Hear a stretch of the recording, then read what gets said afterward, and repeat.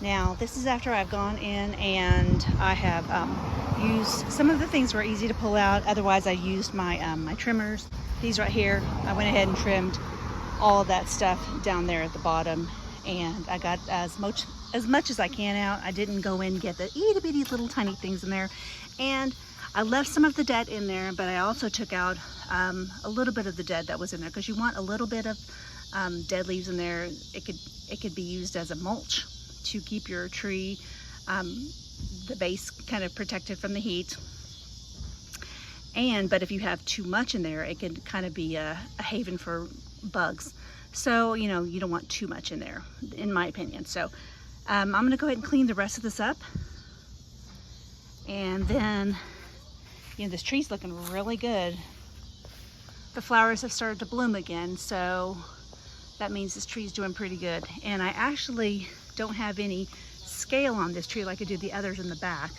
Although a minute ago I thought I saw some scale on something. It was like 1 or 2 little pieces, which are little white things that could turn into a lot.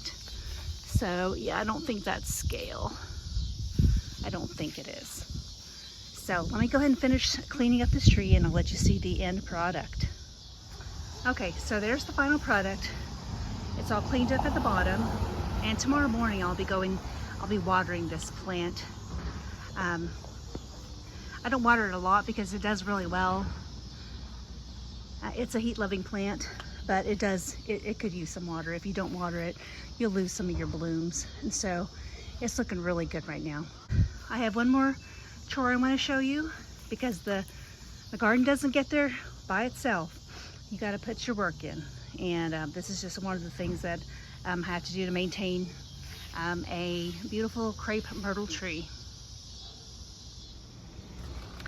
Okay, it's evening. It's about 8, close to 9 o'clock, I think. We're at dusk. It looks really pretty. You've got I call them locusts, making the summer noises. And it's a very southern thing. I don't know if everybody has them, but we have them here in the south, and that lets us know it's hot and it's summer. So, but speaking of crepe myrtle trees, let me let you look at this over here. This is my Natchez crepe myrtle tree that has white blooms, and you can see that there are very few blooms on there, if any at all. I see a couple. And that is the difference between some of these trees.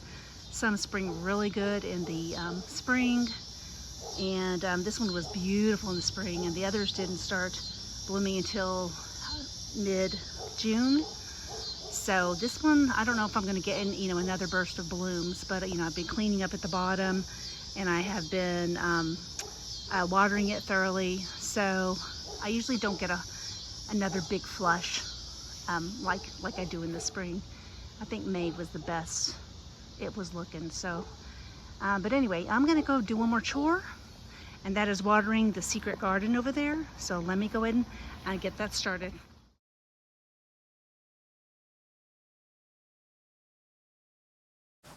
Okay, so it's gonna come out a little bit faster. We've got a kink right here, so let's fix the kink. Okay, because I've already, like I said, I've already watered most everything else.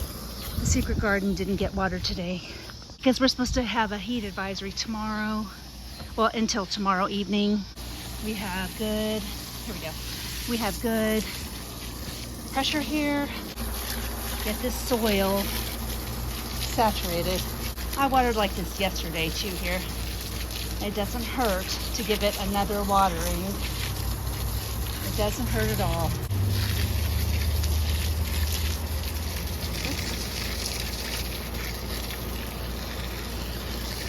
Saturate this puppy. I didn't used to saturate my garden beds like this. I would use the sprayer, and I would, I'd spray real good because I didn't want it beating up the plant. So I would use the sprayer. But what I discovered is that the sprayer was not saturating deeply. So when I spray like this, when I water like this, I try not to hit the plants directly. I try just to get the dirt, the soil. This guy can use some water. Okay, get in there real good. Saturate, saturate. Because I've got an okra plant there. Got 3 more okra plants over here. Actually 4. So I'm just going to soak. Okay. Soak, soak, soak. Oops, that's okay. I can pick up my little decor later. Right now, plant watering is the ticket, and that is the chore of choice. Okay, the AC went off, so it's going to be a little bit quieter. Thank you. All right. But yeah, having your water on like this helps to get that ground saturated. And I didn't start doing that until last year. So, because like I said, I thought it would make my plants fall over. And it will if you don't do it right.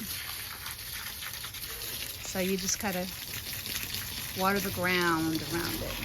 That's what I do anyway. I do have a sucker hose over there, but I didn't turn it on today. There we go. All right.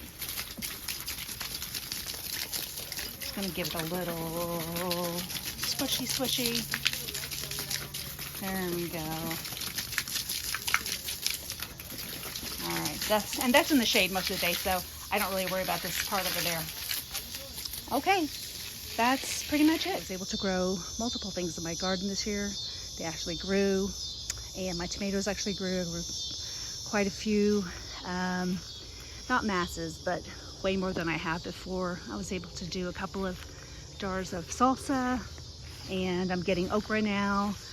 And what else have I had? I've got some cucumbers starting, which I haven't had cucumbers in a long time, and I've had some peppers. I had this little, I'm not sure what kind of pepper it is, this little yellow one there. I don't really know what that is, but I've got that. I've had multiples of those, and I have one bell pepper showing up, which I haven't had that in a couple of years either. So for me, this is a great success. So for me, it's been a good veggie garden year. The garden over there is the best it's looked, and since I've created it. So because I've got seeds reseeding themselves, I've got cosmos reseeding, I've got I had the Rebecca reseeding itself, and of course the zinnias, and that's always a gift too. So anyway, I'm going in, and I'll talk to you guys later.